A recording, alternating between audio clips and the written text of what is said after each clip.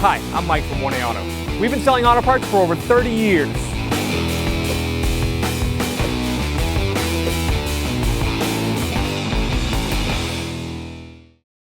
In this video, we are going to be removing and replacing front sway bar links in a 2008 Subaru Outback. If you need this part for your vehicle or other parts, click the link in the description and head over to 1aauto.com.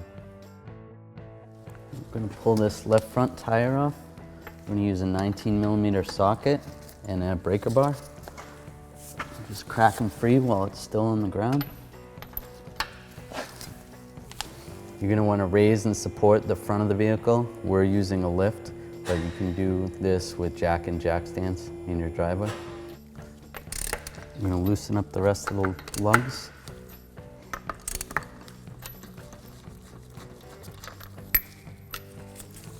So get all the lugs off, pull the tire off. We're going to take this link out. We're going to use an 18mm wrench to hold the stud, and then a 15mm socket with a ratchet to break it free, and to take the nut off. Pull the nut off.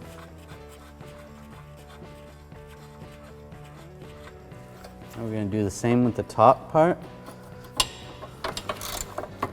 Break it free and take the nut off while you're holding the stud with the wrench.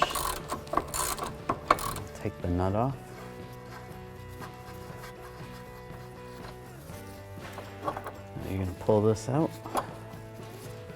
Twist it down, pull this one out. This is our old sway bar link. This is our new front sway bar link from 1aauto.com. As you can see, the configuration of the ball and socket joints are the same. They do come with new nuts. They're the same, but the stud. And this is what you would grab onto when removing and installing with a wrench. This is a different size than this one, but still the same. Get yours at 1aauto.com and you'll be ready to rock and roll. All right, we're going to install this the same way we took it out. Start with the bottom, put the top one in. You have to maneuver it a little bit. There we go. Pull down on the sway bar a little bit, that helps. It helps if you have the other side out. You could leave it loose and do both at the same time. Install the other nut. All right, it's a 15mm socket and a ratchet.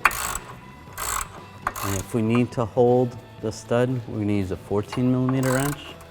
But we're going to see how far we can go before it starts spinning. If it doesn't spin, then we won't use it. It's starting to spin. Stick our 14mm wrench in there.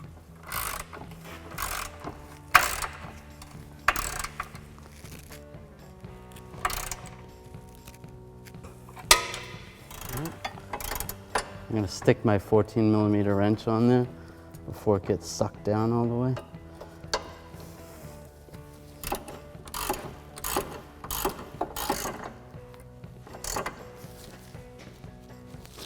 Now that we got these snug down, I'm going to use a torque wrench and torque these to 34 foot-pounds with a 15mm socket.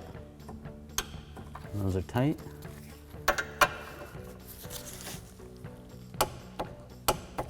And that one's tight also. All right, now I'm installing the lug nuts. You're gonna snug them right down, and we'll torque it when we put it down on the ground. We're gonna torque the lug nuts in a star pattern. We're torquing them to 90 foot-pounds. The reason why you want to do a star pattern, it is going to get the wheel flush against the rotor properly, and it won't be warped. It'll prevent vibration.